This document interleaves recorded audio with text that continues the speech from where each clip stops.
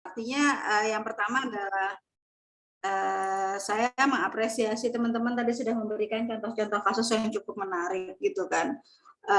Jadi ada hal-hal yang kita bilang tadi update. Saya jadi paling nggak teman-teman jadi tahu tuh gara-gara kita bicara masalah ini akhirnya tahu oh kenapa akhirnya misalkan dulu pernah ada kasus misalkan bagaimana misalkan Syekh Puji ingin menikahi wanita di bawah umur, ya kan? Mungkin dia mengkiaskannya dengan Nabi aja bisa menikah dengan Aisyah, tapi dia kebentur dengan hukum negara, karena di hukum negara adalah tidak boleh menikahi wanita di bawah umur kecuali ada hajat, ada kepentingan yang lebih besar dari itu atas izin, dan intinya ada izin dari hakim gitu kan, artinya yang kadang kebentur gitu.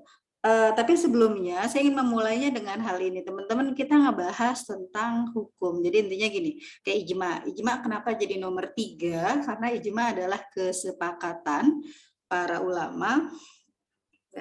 Bentar, ini saya belum kelar sebenarnya, tadi lagi ngotak-ngatiknya. Oke ya, contohnya gini nih. Ijma adalah kesepakatan atau tekad. Jadi kesepakatan ulama muslim atas suatu permasalahan agama. Jadi kalau prosesnya tadi sebenarnya simpel. Jadi ketika ada masalah. Jadi ijma itu kalau ada masalah. Jadi misalkan urutannya itu pokoknya ada masalah baru nih yang belum terpecahkan dan kayaknya ini perlu dan ini urgent gitu. Contoh paling gampang misalnya kita bicara tentang pandemik, sholat boleh nggak pakai masker misalkan. Nah nanti itu ada urutan sebenarnya. Pertama pastikan di zaman itu ada ulamanya. Oh ada. Yang kedua pastikan mereka saling menyampaikan pendapat. Oh iya ada. Nah karena nanti dari gara-gara ada saling menyampaikan pendapat inilah yang kemungkinan jadi dua nih. Karena tadi ada ijma sorih, ada ijma sukuti. Kalau semuanya ngomong dan semuanya sepakat, itu yang kita sebut dengan ijma sorih. Jadi asumsinya tidak ada yang sebenarnya nggak setuju tapi dia diem. Nah itu yang nggak setuju dan diem itu yang kita sebut dengan sukuti gitu loh. Nah yang menarik adalah teman-teman, ijma ini tidak bisa dibatalkan. Dalam artian itulah kenapa syaratnya susah.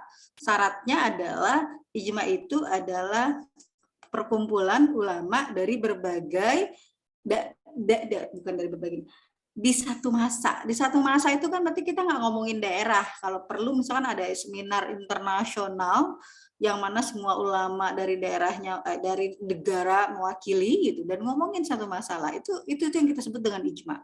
Jadi kesannya setiap negara diwakili oleh ulama tertentu dan jadi mereka berkumpul, nah itu bisa dikatakan ijma tuh kalau mereka mencapai satu keputusan bulat.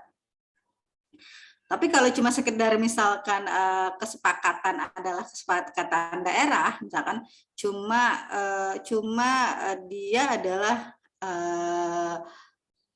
himbauan, bahasa kita lebih pada himbauan ya, atau enggak anjuran dari ulama setempat atau Indonesia, kita sebut MUI misalkan, mereka nggak bisa mengklaim itu ijma.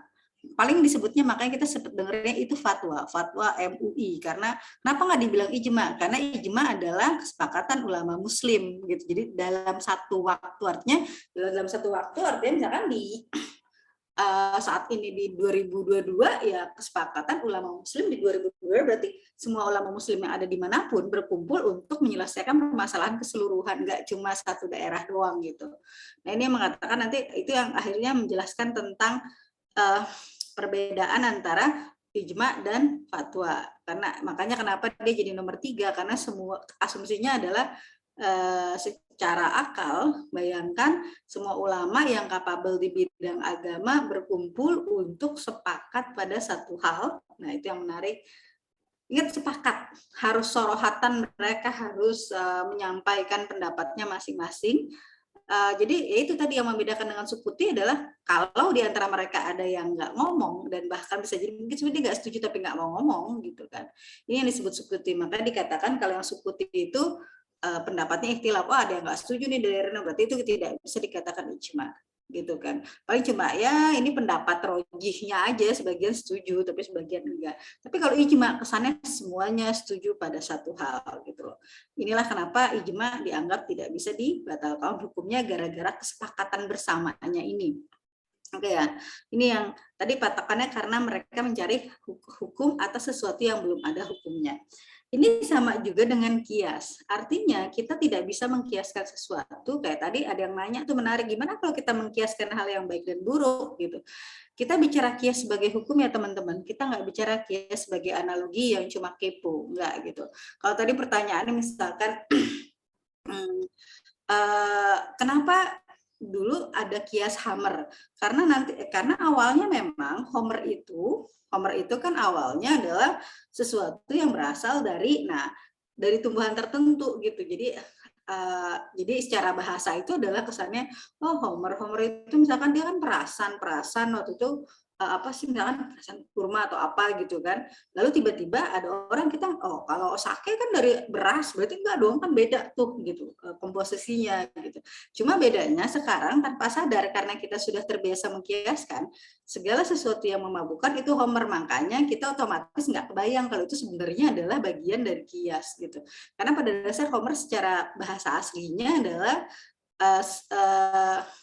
coba kalian searching deh. Homer itu jadi ada, makanya ada mengklaimnya gitu nanti, oh kalau gitu wine enggak termasuk Homer karena dia zat pembuatnya beda dengan Homer yang dimaksud di awal kisah diharamkannya Homer gitu.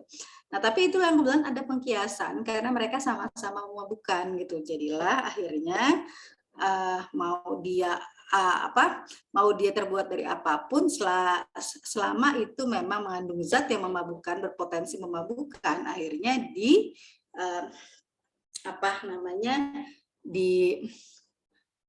diharamkan. Walaupun nanti ada definisi lain lagi nih, artinya yang memabukkannya karena zatnya ya teman-teman ya. Karena nanti ada yang ngomong gini, Bu, kalau saya minum air segentong memabukkan, nah akhirnya ditanya dulu, ini air segentong memabukkannya karena emang airnya memabukkan atau karena memang kebanyakannya. Nah itu beda lagi, kita nggak bisa mengkiaskan sama. Jadi jangan sampai akhirnya nanti kias malfarik. Kita suka bilangnya kayak jaka sembung golok gitu kan. Semuanya dikiaskan. Oh memabukkan, jadi Anda cuma ngelihatnya ilahnya doang. Oh yang memabukkan itu haram. Kalau gitu kalau saya minum air segentong memabukkan berarti air haram dong. Nah itu yang kayak gitu tuh kita harus lihat nih gitu. Yang memabukkan apanya? Karena kalau Homer yang memabukkan memang zat ada prosesnya membuat dia memabukkan gitu kan. Nah, sedangkan kalau air itu nggak memabukkan, yang memabukkan adalah karena banyaknya. Kalau Homer kan mau dikit atau banyak ada potensi memabukkan walaupun koma. Nanti kita akan bicara lagi nih, ada yang mengklaim lagi. Gimana kalau ada orang yang dia minum Homer atau minum wine gitu, tapi nggak mabuk gitu. Kan asumsinya mungkin dia daya tahan mabuknya itu beda dengan orang yang baru pertama minum langsung mabuk kan gitu. Nah itu berarti yang membedakan sebenarnya bukan karena dia nggak mabuk, karena memang dia sudah tinggi toleransi alkoholnya misalkan dan lain sebagainya. Ini yang kita bilang bahwa kita mencari hukum normalitas. Artinya pada dasarnya orang awam akan mengakui mabuk, maka otomatis generalisir kena gitu loh. Jadi kalau ada 1-2 orang ternyata minum nggak mabuk, bukan berarti akhirnya itu tidak memabukkan buat dia. Gitu ya teman-teman. Jadi ini yang perlu dipahami. Jadi kita mencari hukum. Jadi kalau misalkan tadi apa hukum TV? Loh, TV mau cari hukum apanya gitu loh. Karena hari itu berarti kalau itu kembali ke kaidah dasar, segala sesuatu yang sifatnya muamalah boleh-boleh aja. TV, motor, whatever semua boleh gitu. Pertanyaannya mau dikiaskan ke siapa? Memang artinya kan karena dia harus, kalau memang mau cari hukum apa yang mau disamain dengan TV sehingga akhirnya Anda ingin mengatakan dia boleh atau tidak, itu harus jelas. Tapi kalau sebenarnya kita juga nggak tahu apa yang mau dicari hukumnya, ya berarti ya kembali ke hukum kaidah dasar, segala sesuatu yang sifatnya non ibadah atau muamalah boleh, kecuali sampai ada yang mengharamkan karena satu dan lain hal gitu. Oke ya teman-teman. Oke, lalu Anda kan bicara kias juga tadi sudah dipahami tadi seperti itu ya. Jadi mengkiaskan tidak segala sesuatunya serba dikiaskan. Paling gampang gini deh, kemarin saya agak menarik ketika misalkan ngomong gimana sih pemerintah gitu kan, orang pergi ke mall boleh ya kan, tapi giran ke masjid nggak boleh gitu kan. Sehingga saya bertanya-tanya, teman-teman kalau ngelihat kias kayak gini itu kan jadi jatuhnya kias, kan dia mencoba menyamakan hukum antara sholat dengan ke mall gitu kan. Akhirnya pertanyaannya adalah kita harus ngelihat dari berbagai aspek gitu. Kalau menurut saya sih itu menurut saya ya, kalau terkesan perginya, iya, tapi terkesan potensinya, nah ini yang menarik nih, karena apa? Kalau Anda sholat, Anda harus diam di tempat minimal 3 menit dan itu harus berulang, gitu kan. Berulang diam di tempat, semuanya diam di tempat, sehingga potensinya, dan Anda nggak bisa ada yang batuk tiba-tiba menghindar, itu agak sulit karena sholat adalah sesuatu yang tidak bisa dibatalkan. Jadi kalau menghindar justru agak sulit tiba-tiba gitu kan, dan lain sebagainya gitu. Kalau pertanyaannya kalau ke mall gitu kan, sedangkan sholat itu kalau ke mall mungkin orang mengatakan dia bisa agak jauh-jauhan tuh ngobrol. Oh iya Pak ini gitu kan. Nah ini yang membedakan nanti di situ. Kalau sholat kan kayaknya nah walaupun koma apakah itu artinya sholat nggak boleh? Boleh, tapi ya itu tadi tetap jaga jarak. Artinya ke masjid juga tetap bisa gitu kan, tetap bisa tapi dengan jaga jarak gitu. Karena asumsi itu disamakan dengan ke mall pun boleh tapi tetap jaga jarak gitu. Kalau pertanyaan ada yang bandel ya berarti resiko sendiri gitu. Yang menarik adalah orang kan nggak ke mall tiap waktu, nggak lima kali sehari gitu. Sedangkan sholat adalah sesuatu yang urgen sehingga akhirnya kenapa itu artinya itu yang disebut dengan kadang kita suka kalau ada orang mengkiaskan kita mikir ketemunya di mana ya, jangan sampai akhirnya kita menganalogikan sesuatu yang sebenarnya nggak ketemu tapi disama-samain. Itu yang kita bilang, kalau versi kami itu bilang kias malfari, kagak nyambung bos gitu kan. Ini yang menarik. Jadi tadi teman-teman juga udah cukup menarik, ada kias-kias yang coba di ini, walaupun koma ada sebagian mungkin, wah ini kiasnya nggak nyambung, nggak bisa dipakai, atau oh ini kiasnya nyambung, ada kesamaan di sisi ilahnya gitu. Oh, walaupun koma, jangan sampai kejebak juga kayak tadi. Berarti air putih haram karena kita minumnya sebentuk aja mabok gitu. Nah itu ditelusur lagi nih, karena airnya atau karena kebanyakannya, atau kan misalkan durian itu memabukkan, koma. Memabukkannya itu seperti apa? Karena durian pada dasarnya misalkan dia nggak memabukkan, cuma mungkin kalau dia ada agak lama dikit, nah itu memabuk. Atau nggak kayak model tape ya, tape kan kalau dia kelamaan dikit juga jadinya asam dan itu memabukkan. Jadi ada proses-proses. Atau misalnya Anda akan bicara tentang hammer pun gitu, itu kan fermentasi sebenarnya, akhirnya dia menjadi memabukkan. Tapi koma yang menarik, setelah difermentasi dia kan turun lagi, itu yang disebut dengan menjadi cuka.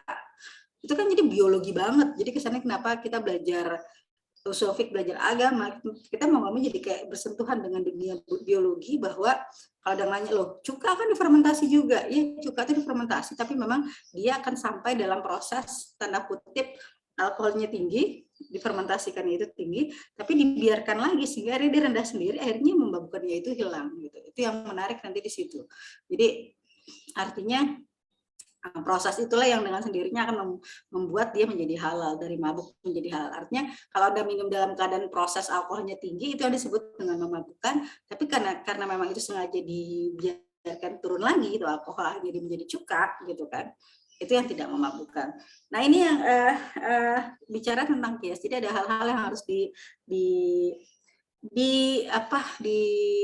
diperhatikan lebih dalam, tidak hanya langsung oh ini kiasnya begini gitu, ini kesamaannya analogi begini, tapi dilihat dari berbagai hal, karena harus dilihat aslunnya dulu, hukum asalnya itu apa namanya, perbuatan asalnya apa, kita coba kaitkan dengan far'unnya, apa yang mau disamain, dilihat juga ilahnya nyambung di mananya, terus hukumnya bisa jadi sama atau enggak, atau jangan-jangan gara-gara ilahnya beda, hukumnya jadi beda gitu.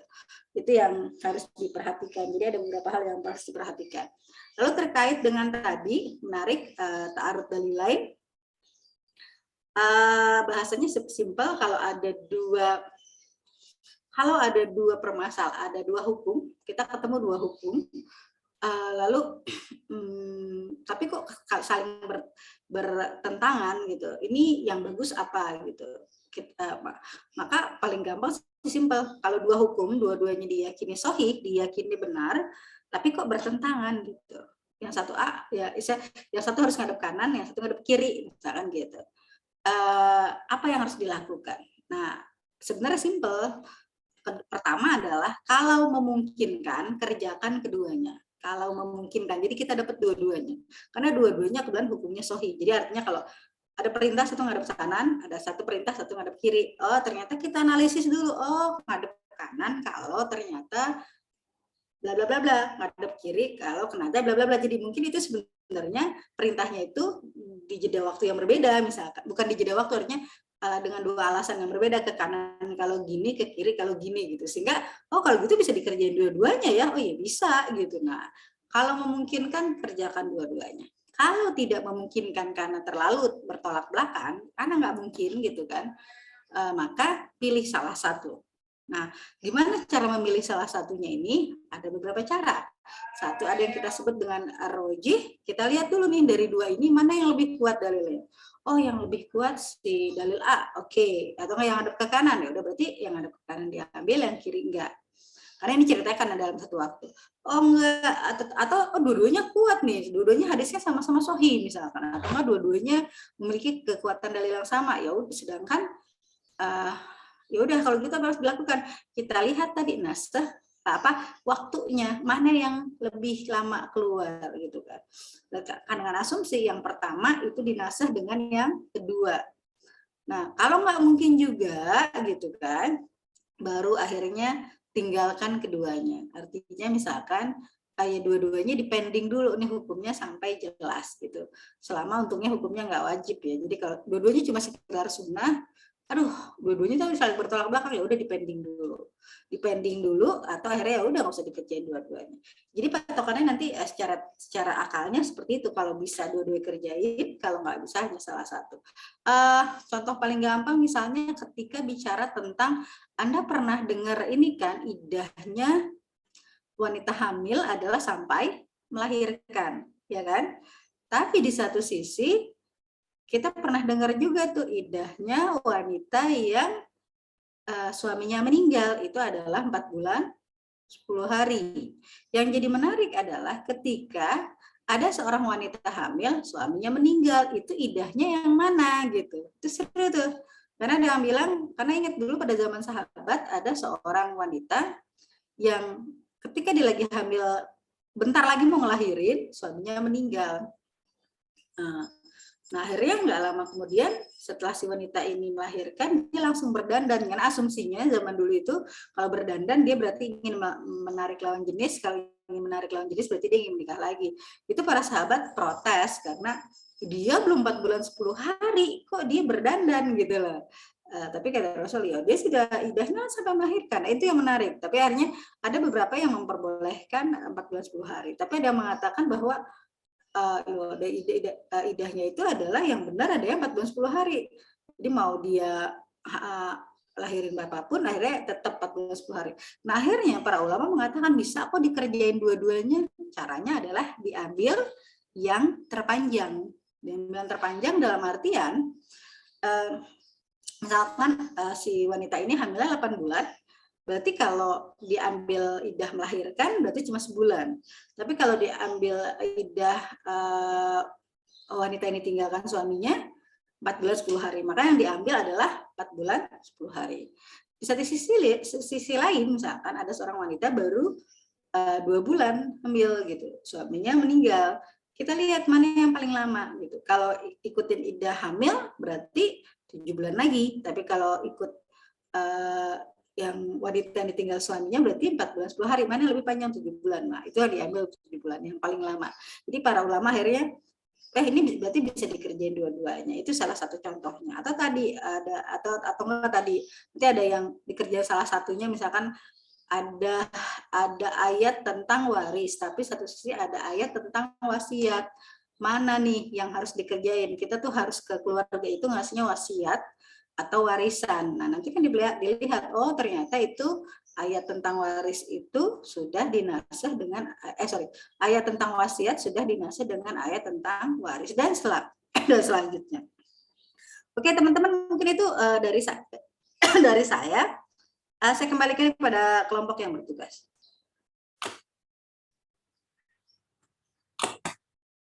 Halo.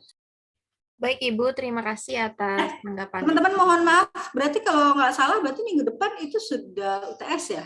Iya Ibu, udah pertemuan 8.